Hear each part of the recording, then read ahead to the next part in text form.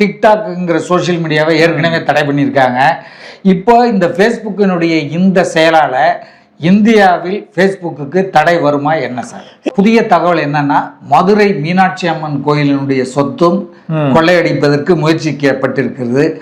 இந்த மாதிரி கோயில் சொத்துக்கள்லாம் தொடர்ந்து கொள்ளையடிக்கப்பட்டு வருகிறது சார். இது என்ன ஆகும்? இந்த நிலைமை இப்படியே போனால் கலிகாலத்தில் நாட்டுக்கு நல்லதா என்ன? இந்த சொத்து கொள்ளையடிக்கப்பட்ட சொத்துக்கள்லாம் மீண்டும் கோயில்களுக்கு திரும்புமா என்ன அப்படின்னு சொல்லுங்க. இந்த பச்சை மட்டைகள் எரிவதால் நம்ம நாட்டுக்கோ இல்லை நம்முடைய ஆட்சி செய்கிறவங்களுக்கோ ஏதாவது ஆபத்து ஏற்படுமா? ஆட்சிகள் களையிறதுக்கு வாய்ப்புகள் இருக்குமா அப்படிங்கிற மாதிரி பேசிக்கிறாங்க. அதெல்லாம் உண்மையா சார்? அப்படி நடக்குமா? முதல்வருடைய அலுவலகம் அங்கே மாறதால என்ன மாதிரியான ஒரு நன்மைகள் மக்களுக்கு கிடைக்கும், நாட்டுக்கு கிடைக்கும் சார்? ரங்கசாமி தமிழ்நாட்டில் கால் ஊன்ற முடியுமா? ஒரு பேருக்கு அரசு வேலை கொடுத்ததை கோர்ட் ரத்து பண்ணிடுச்சு. மேல்முறையீட்டுக்காக தமிழக அரசு போகும் அப்படிங்கிற மாதிரி சொல்லியிருக்காங்க. போகும்னு நினைக்கிறோம். இந்த பிரச்சனை எப்படி போகும், என்ன ஆகும்? ஒவ்வொரு அரசு விழாக்கள்லையும், அதுவும் மத்திய அரசு சம்பந்தப்பட்ட பல்கலைக்கழக விழாக்களில் முதலில் தேசிய கீதம், அடுத்து அந்த சமஸ்கிருத பாடல் ஒன்று பாடணும் அப்படின்றாங்க. அதற்கு அடுத்து தமிழ்தாய் வாழ்த்து அப்படிங்கிறத மூன்றாவதாக கொண்டு வந்துட்டாங்க சார். இது தமிழ்நாட்டுக்கும் தமிழுக்கும் மிகப்பெரிய ஒரு அவமானமான செயல் அப்படிங்கிற மாதிரி தமிழ் விரும்பிகளும் தமிழ் மக்களும் பார்க்குறாங்க சார். இந்த பிரச்சனையை மத்திய அரசு ஏன் கொண்டு வருதுன்னு தெரியல. இந்த பிரச்சனையை மத்திய அரசு சுமூகமாக தீர்த்து பழைய மாதிரியே முதலில் தமிழ்தாய் வாழ்த்து பாடிட்டு தான் மற்ற பாடல்களை பாடுறதுக்கு அந்த இதை மத்திய அரசு நடத்துமா என்ன அப்படின்னு சொல்றாங்க. இது வெளிநாட்டு சரியாக கூட இருக்கும் அப்படிங்கிற மாதிரி கூட சொல்கிறாங்க. இப்போ இப்போவும் காக்ரோச் ஜனதா பார்ட்டி போராட்டத்தை மீண்டும் நடத்துவோம் அப்படின்றாங்க. இதனால் ஆளும் மத்திய அரசுக்கு ஆபத்து வருமா, பாதிப்பு வருமா? இந்த போராட்டம் மீண்டும் நடக்குமா? கொரோனா தொட்டு மீண்டும் நம்ம நாட்டை பயமுறுத்துமா, மக்களை பயமுறுத்துமா, வருமா? அத்தியாவசிய பொருட்கள் எண்ணெய்கள் எல்லாம் ஏறும், காய்கறிகள் விலைகள்லாம் எதிர்பார்க்காம ஏறும். எண்ணெய் வரத்து குறைஞ்சிச்சுன்னா இந்த மாதம் 11ஆம் தேதிக்குள்ள சண்டை ஒர்க்கில் நிறுத்துறேன்னு சொல்லியிருக்காங்க. பார்க்கலாம். 11ஆம் தேதிக்குள்ள நிறுத்தலைன்னா பெரிய ப்ராப்ளம். உக்ரைன் ரஷ்யாவினுடைய ஏவுகணைகளை தடுக்கிறதுக்காக ஒரு ஆயுதம் தயாரிக்க போகிறாங்க. அந்த தயாரிப்புக்கு ஜெர்மன் போன்ற பல ஐரோப்பிய நாடுகள் அதுக்கு உதவி பண்ண போகிறதா சொல்லியிருக்காங்க. இதனால் இந்த போர் மேலும் மேலும் அதிகமாக ஆகிட்டு இருக்க மாதிரியே தான் இருக்குது சார். இதனால் பெரிய ஆபத்துக்கள் வருமா என்ன?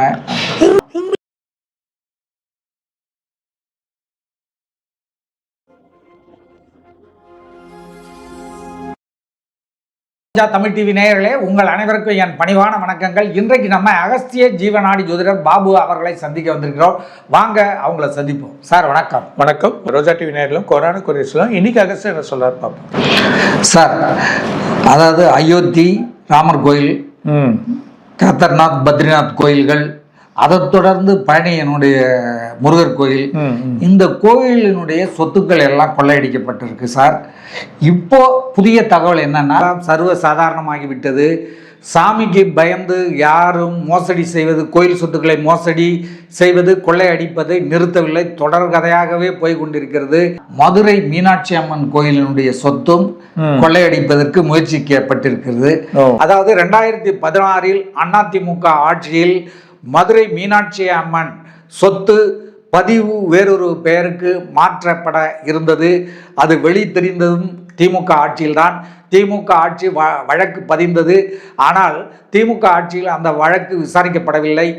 இந்த மாதிரி கோயில் சொத்துக்கள்லாம் தொடர்ந்து கொள்ளையடிக்கப்பட்டு வருகிறது சார். இது என்ன ஆகும்? இந்த நிலைமை இப்படியே போனால் கலிகாலத்தில் நாட்டுக்கு நல்லதா என்ன? இந்த சொத்து கொள்ளையடிக்கப்பட்ட சொத்துக்கள்லாம் மீண்டும் கோயில்களுக்கு திரும்புமா என்ன அப்படின்னு சொல்லுங்க.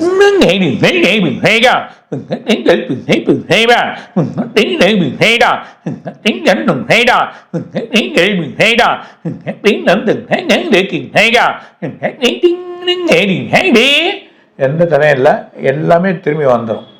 எங்கே போச்சு என்னென்ன பணம் வந்தால் எல்லாத்தையும் பிடிச்சிக்கும்.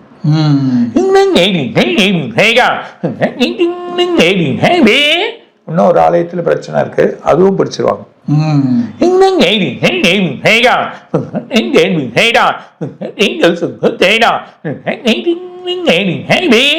மீனாட்சி அம்மன் கோயில் பொறுத்த வரைக்கும் நிறைய சொத்து இருக்கு, நிறைய வழி இருக்கு, எல்லாமே வந்துடும். ஏன்னா இப்போ வந்து பல கோடி ரூபாய் சொத்துக்களை வந்து அபகரிக்கிறதுக்காக ஃபேக்கு டாக்குமெண்ட் ரெடி பண்ணி அதை ரெஜிஸ்டர் பண்ண முயற்சிச்சிருக்காங்க சார்.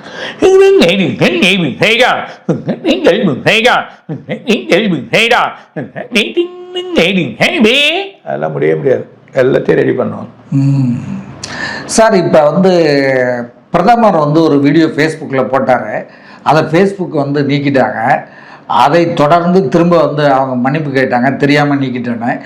ஏற்கனவே வந்து சீனா கொரியாவில் எல்லாம் ஃபேஸ்புக்கை தடை பண்ணிட்டாங்க சார். நம்ம நாட்டிலேயும் வந்து டிக்டாக்குங்கிற சோஷியல் மீடியாவை ஏற்கனவே தடை பண்ணியிருக்காங்க. இப்போ இந்த ஃபேஸ்புக்கினுடைய இந்த செயலால் இந்தியாவில் ஃபேஸ்புக்கு தடை வருமா என்ன சார்?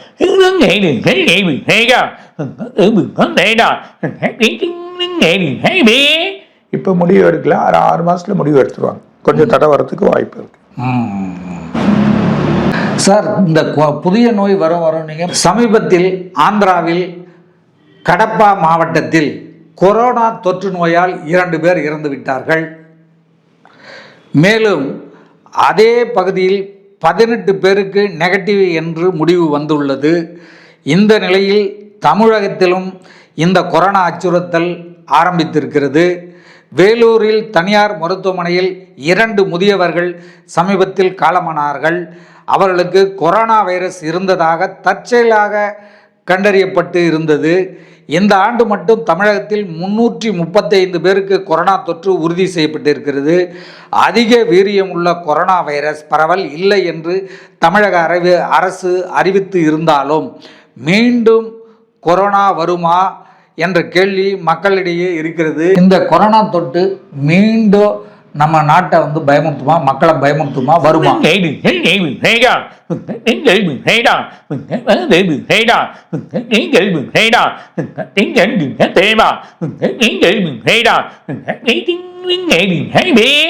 பயமுறுத்தாது, எதுவும் பயப்படாதீங்க. ஆனால் அங்கங்கே ஒரு வீரியம் குறைஞ்சி போச்சு, பயப்பட வேண்டாம்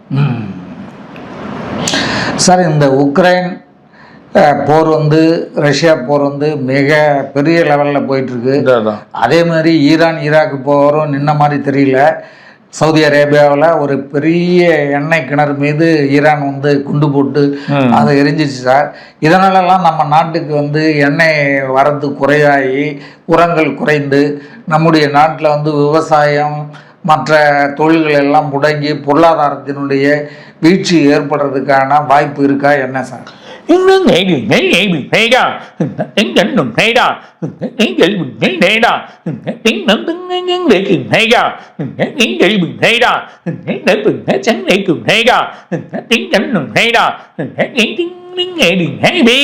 பெரிய பிரச்சனை வரப்போகுது. நிறைய அரிசி கோதுமை நமக்கு இருக்கக்கூடிய அத்தியாவசிய பொருட்கள் எண்ணெய்கள் எல்லாம் ஏறும். காய்கறிகள் விலைகள்லாம் எதிர்பார்க்காம ஏறும். எண்ணெய் வரத்து குறைஞ்சிச்சுன்னா இந்த மாதம் 11ஆம் தேதிக்குள்ள சண்டை ஒர்க்குள்ள நிறுத்துறேன்னு சொல்லியிருக்காங்க. பார்க்கலாம். 11ஆம் தேதிக்குள்ள நிறுத்தலைன்னா பெரிய ப்ராப்ளம் தான். எக்கனாமிக் கண்டிப்பாக அடிபடும். ஒவ்வொரு குடிமகனும் வாழ்த்துக்கான இது வந்து நம்மளோட இதில் வந்து குறையும். அந்த மாதிரி நிலைமை ஏற்படுறதுக்கு வாய்ப்பு இருக்கு. ஏன்னா இப்போ வந்து உக்ரைன் வந்து ரஷ்யாவினுடைய ஏவுகணைகளை தடுக்கிறதுக்காக ஒரு ஆயுதம் வந்து தயாரிக்க போகிறாங்க. அந்த தயாரிப்புக்கு வந்து ஜெர்மன் போன்ற பல ஐரோப்பிய நாடுகள் வந்து அதுக்கு உதவி பண்ண போகிறதா சொல்லியிருக்காங்க. இதனால் வந்து இந்த போர் வந்து மேலும் மேலும் அதிகமாக ஆகிட்டு இருக்க மாதிரியே தான் இருக்குது சார். இதனால் வந்து பெரிய ஆபத்துக்கள் வருமா என்ன?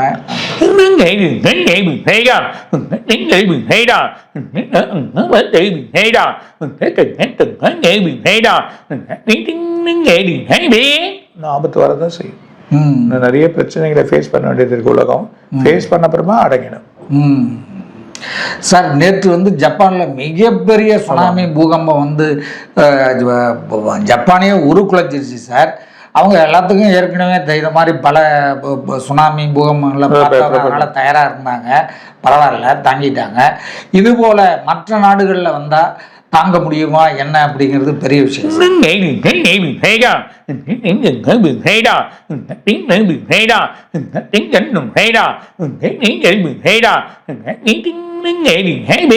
திரும்ப அந்த நாட்டிலே வரப்போகுது. திரும்ப பிலிப்பைன்ஸ், வெனிசுலா அந்த மாதிரி கண்ட்ரிலையும், இந்தோனேஷியா இந்த மாதிரி கண்ட்ரிலாம் வரப்போகுது. இந்தியாவிலேயே இந்த வாட்டி நடு மத்தியில் ஒரு சின்ன ப்ராப்ளங்கள் இருக்குது. சார் இப்போ வந்து ஒரு பெரிய பிரச்சனை வந்து தமிழ்நாட்டில் ஓடிட்டு இருக்கு சார். அதாவது ஒவ்வொரு அரசு விழாக்கள்லையும், அதுவும் மத்திய அரசு சம்மந்தப்பட்ட பல்கலைக்கழக விழாக்களில் முதலில் வந்து தேசிய கீதம், அடுத்து வந்து அந்த சமஸ்கிருத பாடல் ஒன்று பாடணும் அப்படின்றாங்க. அதற்கு அடுத்து வந்து தமிழ்தாய் வாழ்த்து அப்படிங்கிறத மூன்றாவதாக கொண்டு வந்துட்டாங்க சார். இது வந்து தமிழ்நாட்டுக்கும் தமிழுக்கும் மிகப்பெரிய ஒரு அவமானமான செயல் அப்படிங்கிற மாதிரி தமிழ் விரும்பிகளும் தமிழ் மக்களும் வந்து பார்க்குறாங்க சார். இந்த பிரச்சனையை மத்திய அரசு ஏன் கொண்டு வருதுன்னு தெரியல. இந்த பிரச்சனையை மத்திய அரசு சுமூகமாக தீர்த்து பழைய மாதிரியே முதலில் தமிழ்தாய் வாழ்த்து பாடிட்டு தான் மற்ற பாடல்களை பாடுறதுக்கு அந்த இதை வந்து மத்திய அரசு நடத்துமா என்ன அப்படின்னு சொல்லுங்க.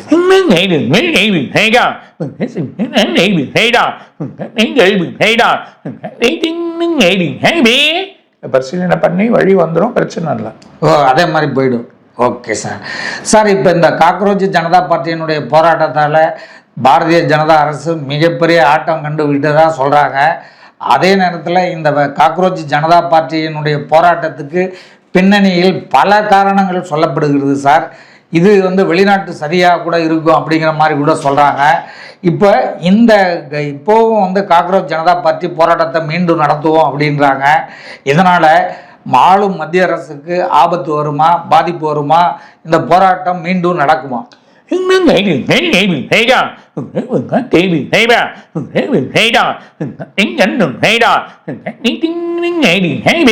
திரும்ப போராட்டத்தில் ஒரு இடத்துல நடத்த போகிறாங்க, அது பிரச்சனையாகும். அதுக்கப்புறம் கொஞ்சம் டெவலப்மெண்ட் இவங்களுக்கு கிடைக்கிது காக்ரோச்.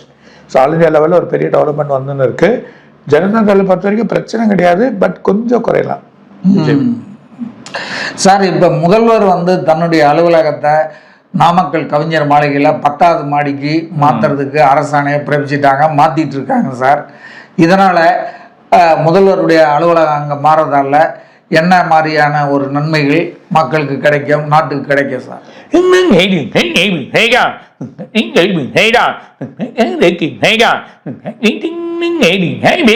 எந்த பிரச்சனை நல்ல பலன் தான், நல்லா இருப்பார். புதுச்சேரி முதல்வர் ரங்கசாமியினுடைய பிறந்த நாள் ஆகஸ்ட் 4ஆம் தேதி வருகிறது. ஆகஸ்ட் 9ஆம் தேதி சென்னையில் பிரம்மாண்டமான ஒரு விழாவை நடத்தி தமிழகத்தில் புதிய கட்சியை தொடங்க திட்டம் தீட்டி வருகிறார். அடுத்த 6 மாதங்களில் 20 லட்சம் உறுப்பினர்களை சேர்த்து என்ஆர் சேவை மையங்களை உருவாக்கி அதன் மூலம் மக்களுக்கு சேவைகளும் சட்ட உதவிகளும் செய்து கொடுக்க திட்டம் வைத்திருக்கிறார். புதுச்சேரியை ஒட்டியுள்ள கடலூர், விழுப்புரம் மாவட்டங்களில் கட்சியை வேரூன்ற செய்வதற்காக முதல் கட்ட முயற்சிகள் மேற்கொள்ளப்பட்டு வருகின்றது. 2029ஆம் ஆண்டு ஒரே நாளில் ஒரே தேர்தல் என்று வரும்பொழுது தமிழகத்தில் தாவேகாவும் புதுச்சேரியில் என்ஆர் காங்கிரஸும் ஒன்றாக சேர்ந்து கூட்டணியுடன் 2 மாநிலங்களிலும் இந்த 2 கட்சிகளும் ஆட்சியை பிடிக்க வேண்டும் என்பது இவர்களுடைய திட்டமாக இருக்கக்கூடும். தமிழ்நாட்டில் என்ஆர் காங்கிரஸ் கட்சிக்கான எதிர்காலம் எப்படி இருக்கும்?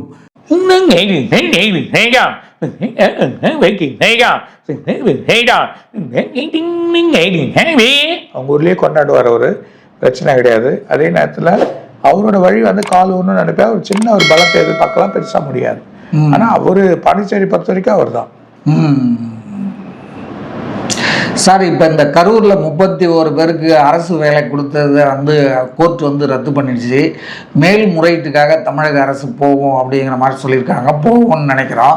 இந்த பிரச்சனை எப்படி போகும், என்ன ஆகும்?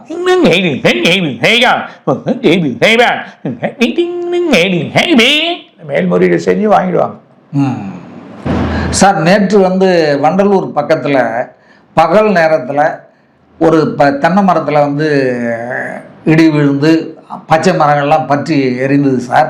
இந்த பச்சை மட்டைகள் வந்து எரிவதால் வந்து நம்ம நாட்டுக்கோ இல்லை நம்முடைய ஆட்சி செய்கிறவங்களுக்கோ ஏதாவது ஆபத்து ஏற்படுமா, ஆட்சிகள் வந்து களையிறதுக்கு வாய்ப்புகள் இருக்குமா அப்படிங்கிற மாதிரி பேசிக்கிறாங்க. அதெல்லாம் உண்மையா சார்? அப்படி நடக்குமா?